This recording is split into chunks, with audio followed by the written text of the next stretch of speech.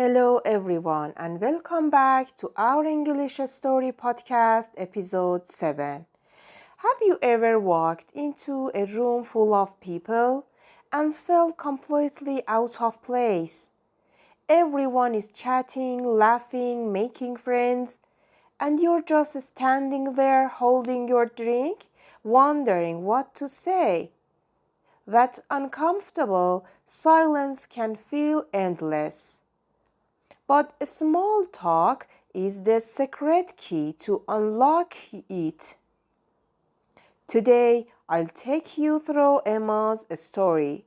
She arrived in a new city, nervous and alone, but discovered how a small talk can open big doors. And along the way, I'll teach you useful vocabulary, idioms, and advanced grammar structures you can use in your own conversations.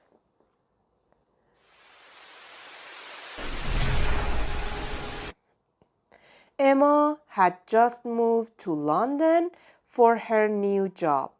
The city was exciting, but also overwhelming.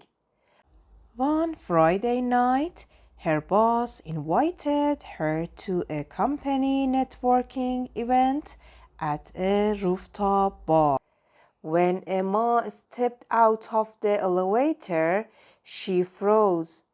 The place was buzzing with life, music playing softly, glasses clinking, people laughing in small groups. Everyone seemed to know someone.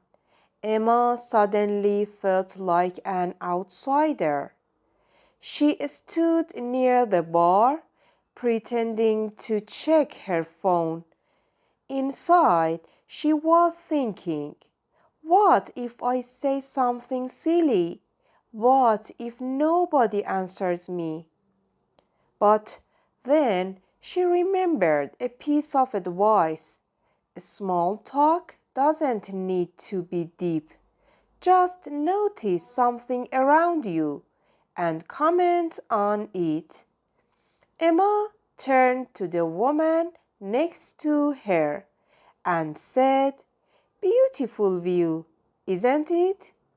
The woman smiled. "Absolutely. London looks amazing at night." The ice was broken. Emma's confidence grew as the conversation flowed naturally. Now, let's learn some useful words and phrases from the story. Buzzing, buzzing, full of energy and activity. Example, the cafe was buzzing with students preparing for exams. Freeze, freeze. The past form froze. To stop moving because of fear or nervous. Example, she froze when everyone looked at her. Outsider, outsider. Someone who doesn't feel part of a group. Example, as a new student, he felt like an outsider. Break the ice, break the ice. To make people feel more comfortable in a new situation. Example, the teacher told the funny story to break the ice on the first day. Small talk, small talk, light casual conversation about simple topics. Example, they made small talk about the weather while waiting for the bus. Now, let's look at some grammar from the story. Tag questions invite agreement, sound friendly. It's beautiful tonight, isn't it? You're new here, aren't you?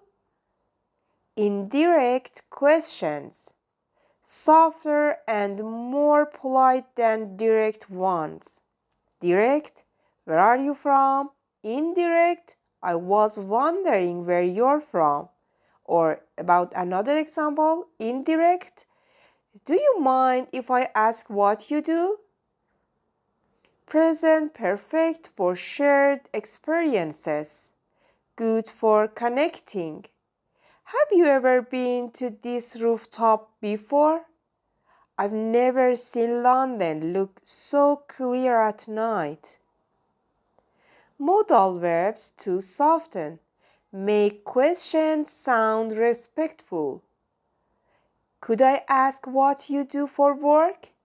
Would you say this is your first time here? Discourse markers keep the flow natural. So, how do you usually spend your weekends? By the way, have you tried the food yet?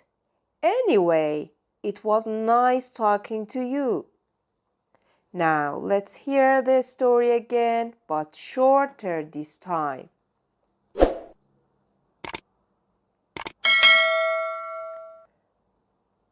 Emma had just moved to London for her new job. The city was exciting, but also overwhelming.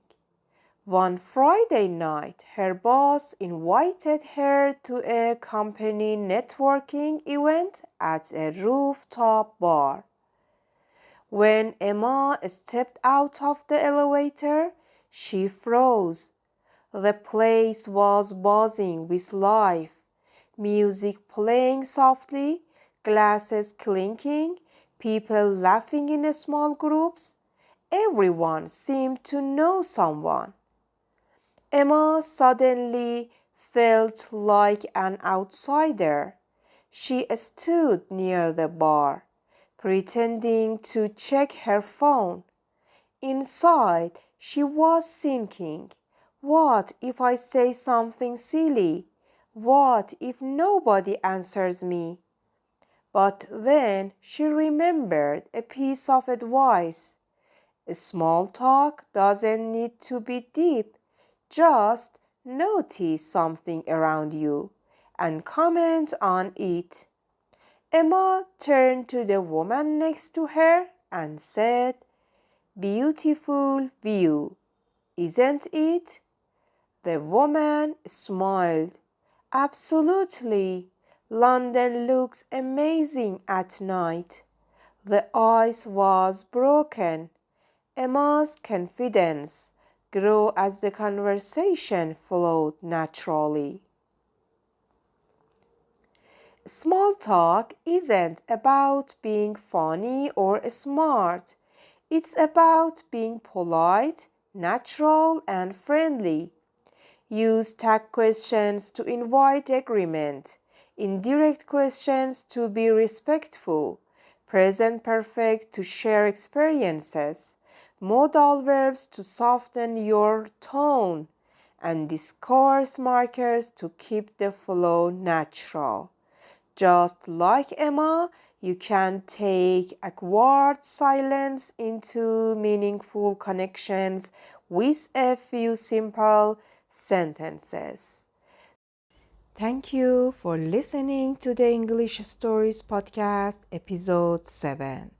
Don't forget to subscribe and come back for the next episode. See you soon.